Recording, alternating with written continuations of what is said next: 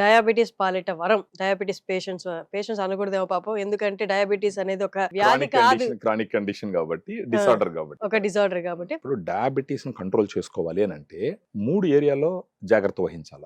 1 మనం తీసుకునేటటువంటి ఆహారము, 2 మనం చేసేటటువంటి ఎక్సర్‌సైజెస్, మూడోదొచ్చి రెగ్యులర్‌గా మన గ్లూకోజ్ లెవెల్స్ చెక్ చేసుకుంటూ ఉండడం. ఈ మూడిటి మీద గాని ధ్యాస పెడితే డయాబెటిస్ వచ్చిన తర్వాత కూడా వాళ్ళ sugar levels less than 100 milligram per decilitre కి కిందకి తీసుకొని వచ్చి డయాబెటిస్ ఉన్నప్పటికీ డయాబెటిస్ లేని వాళ్ళలాగా జీవించడానికి అవకాశం ఉంటది.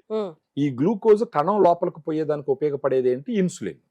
గ్లూకోజ్ పెరిగేది ఎక్కడ? మనం తీసుకునే ఆహారం నుంచి.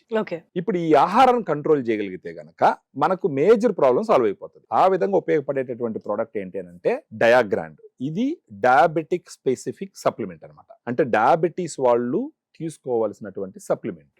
ఈ పౌడర్ మనం రికమెండ్ చేసిన క్వాంటిటీలో తీసుకుంటే వాళ్ళకి ఎంతంటే అంత తినేటటువంటి ఆకలి అయితే ఫస్ట్ ఉండదు. తర్వాత వాట్ ఎవర్ వాళ్ళు ఫుడ్ తీసుకున్నా కూడా ఆ ఫుడ్ ఇమ్మీడియట్ గా కరిగిపోయి వాళ్ళకి గ్లూకోజ్ లెవెల్ పెరిగిపోకుండా అది స్లోగా కరిగే విధంగా ఉపయోగపడుతుంది.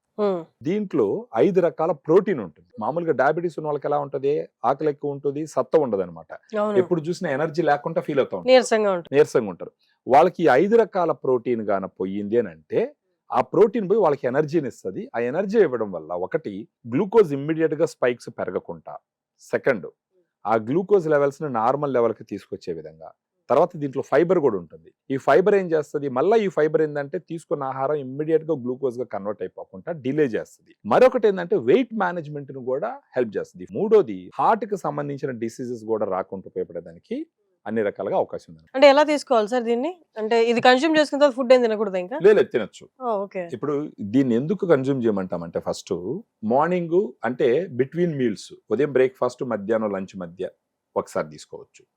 మధ్యాహ్నం లంచ్, ఈవినింగ్ డిన్నర్ మధ్య ఒకసారి తీసుకోవచ్చు. అంటే స్నాక్ రీప్లేస్మెంట్ గా అన్నా తీసుకోవచ్చు. లేదంటే ఉదయాన్నే కూడా ఖాళీ కడుపుతో తీసుకొని తర్వాత బ్రేక్ఫాస్ట్ తీసుకోవచ్చు. ఆకలి తగ్గిస్తూ శరీరానికి కావాల్సిన పోషకాలన్నిటిని ఇస్తుంది. జనరల్ గా డయాబెటీస్ ఉన్న వాళ్ళు ఎవరైనా సరే డయాబెటీస్ బ్యాలెన్స్డ్ న్యూట్రిషన్ తీసుకోవడం చాలా చాలా ముఖ్యం. ఎందుకంటే మనకు అలవాట్లు ఏంటంటే అన్నం 3 పూట్ల అన్నం తింటాం. ఉదయం అన్నం అంటే ఇడ్లీ తిన్నా, దోశ తిన్నా, అది కూడా రైసే. మధ్యాహ్నం మళ్ళీ రైస్. ఆ విధంగా ఫస్ట్ ఆఫ్ ఆల్ తినకూడదు. అది కంట్రోల్ చేసే విధానం వచ్చేసి డయాగ్రామ్ లో ఉంటుంది.